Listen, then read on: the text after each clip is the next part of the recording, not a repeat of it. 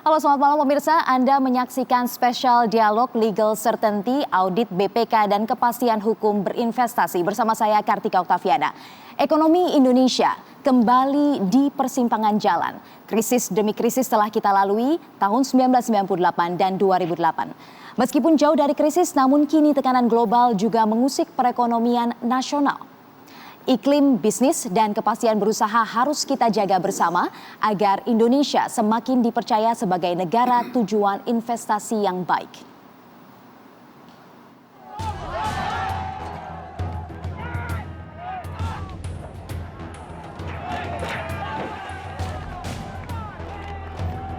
Krisis ekonomi 1998 memaksa pemerintah mengucurkan bantuan likuiditas melalui Bank Indonesia untuk menjaga stabilitas ekonomi. Nilai tukar terjun bebas, suku bunga terbang tinggi, sehingga turut menyeret valuasi aset-aset perusahaan di Indonesia jatuh ke titik nadir pada saat itu. Berbagai langkah penyelamatan dan upaya stabilisasi pun ditempuh agar ekonomi Indonesia kembali pulih dan mendapatkan kembali kepercayaan masyarakat. Namun aliran dana BLBI masih menyisakan persoalan hingga saat ini. Pertanggungjawaban kucuran dana ini kembali mengemuka pasca ditetapkannya tersangka mantan Kepala BPPN Syafruddin Tumenggung pada tahun lalu. Riuh rendah penyelewengan dana BLBI, vis-a-vis, kriminalisasi pengusaha harus segera dituntaskan untuk mengakhiri ketidakpastian hukum dan investasi di negeri ini.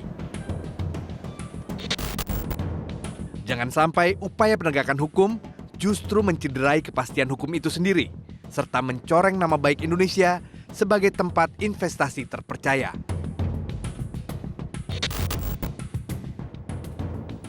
Ya, untuk membahas topik malam hari ini mengenai kepastian hukum berinvestasi, sudah ada 4 narasumber yang hadir bersama saya di studio Metro TV. Saya akan perkenalkan terlebih dahulu satu persatu. Dari sebelah kiri saya Pak Haryadi Sukamdhani, pengusaha nasional yang merupakan Ketua Umum Apindo juga. Selamat malam. Selamat malam, Mbak Vina. Kemudian juga ada Prof. Nindyo Pramono yang merupakan Guru Besar Hukum Bisnis dari UGM. Selamat malam, Prof. Selamat malam. Juga ada Prof. Igede Panca Astawa yang merupakan Guru Besar Hukum dari Universitas Padjadjaran. Selamat malam, Prof. Panca. Malam. Dan juga Pak Oto Hasibuan yang merupakan kuasa hukum pengacara, juga dari Syamsul Nur Salim yang terlibat juga dalam pusaran BLBI ini yang sedang heboh. Selamat malam, Pak Oto. Selamat malam, Vina. Ya, saya ingin membahas dulu menarik topik yang sedang kita bahas pada malam hari ini mengenai kepastian hukum dalam berinvestasi. Saya ingin langsung tanyakan ke praktisi, orang yang langsung berinteraksi dan juga berkecimpung dalam dunia bisnis di Indonesia.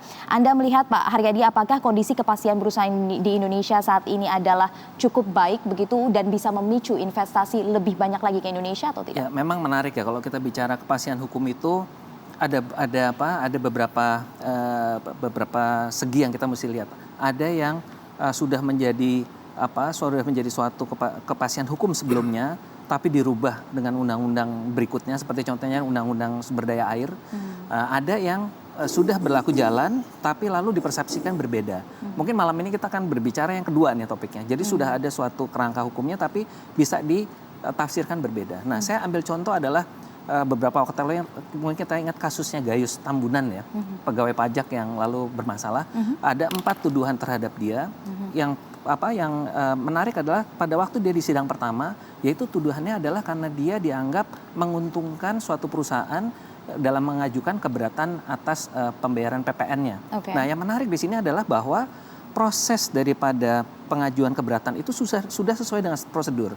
Dan secara undang-undang perpajakan, Dirjen Pajak itu mempunyai kewenangan, memang mempunyai diskresi untuk mengabulkan atau menolak permohonan itu. Dan ini adalah dalam koridor administrasi perpajakan, bukan pidana ceritanya ya. Tapi karena kasusnya si Gayus ini menarik perhatian publik, karena dia petugas pajak dan sebagainya, dan ini kasus awal, jadi seolah-olah Gayus harus salah. Nah, padahal ini kan suatu kepastian hukum.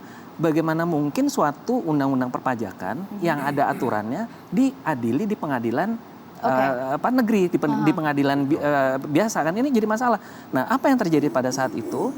Karena ini menjadi presiden hukum, karena ternyata bahwa kewenangan daripada Dirjen Pajak itu dipersalahkan oleh pengadilan pidana gitu. Nah, jadi kembali ke masalah BLBI ya, kepastian hukum di BLBI ini juga menjadi masalah saat bicaranya adalah bicara masalah perdata, lalu ditafsirkan sebagai pidana, di mana dalam kasus salah satu obligor Ya.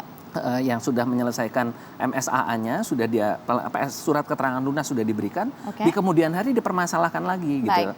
Nah, itu yang menurut saya menjadi sesuatu yang menurut pandangan kami harusnya diluruskan ya begitu. Baik, Pak Haryadi tadi sudah menyebutkan soal kasus Gayus Tambunan, kemudian juga sudah menyebutkan BLBI begitu ya. Saya ingin sebentar ke Prof. Nindyo dulu. Anda sepakat bahwa kemudian dengan kasus-kasus yang tadi sudah disebutkan, ini juga mengganggu iklim berinvestasi mengenai kepastian hukum bagi para pengusaha atau calon investor yang mau masuk ke Indonesia?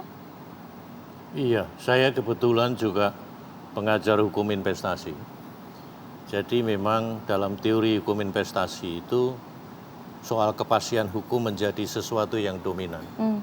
Karena kalau tidak ada kepastian hukum di negara kita, itu sudah otomatis para investor akan mempertanyakan untuk mau berinvestasi di negara kita. Oke. Ya. Nah, kalau misalnya tadi sudah disebut soal BLBI begitu ya, tapi mungkin pemirsa juga belum begitu memahami begitu duduk perkara dari permasalahan BLBI yang melibatkan obligor BDNI ini. Saya ingin ke Pak Oto.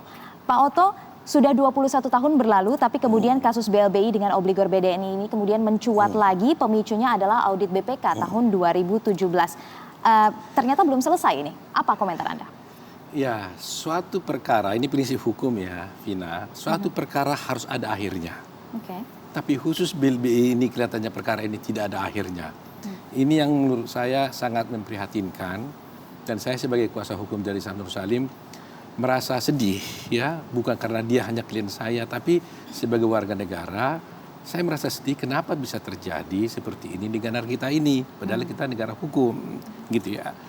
Ketika saya mengikuti kasus BLBI ini jauh sebelum saya menjadi kuasa hukum, pikiran saya BLBI ini adalah ada penggunaan uang, ada penyalahgunaan uang, ada uang yang diambil, dirampok dan sebagainya, lantas kemudian ada pinjaman terus pergi orangnya. Setelah pelajari ternyata jauh panggang dari api. Jauh sekali perkaranya. Oleh karena itu mungkin supaya pemirsa juga mengetahui, saya mau jelaskan sedikit mengenai bagaimana sebenarnya kasus ini bisa muncul. Oke, kronologisnya ya Pak ya? Kronologisnya ya. Baik. Jadi begini, krisis 97 sampai 98 itu kan melanda Indonesia.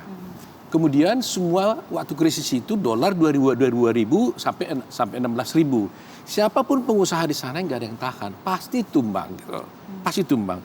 Dan apa yang terjadi? Salah satu di antaranya klien saya ini Samsudin Salim. Kasus sebenarnya bukan kasus Samsudin Salim, ini kasus BDNI. Jadi clear dulu nih ya. Ini BLBI ini bukan kasus Samsudin Salim tapi kasus BDNI. BDNI ini dulu setelah 98 di BTO, di take over oleh pemerintah dalam hal ini BPPN. Karena dianggap sudah ada karena kesulitan keuangan tentunya kan, karena bukan hanya BDNI, semua bank juga kena begitu. Nah, setelah di BTO kemudian di BBO.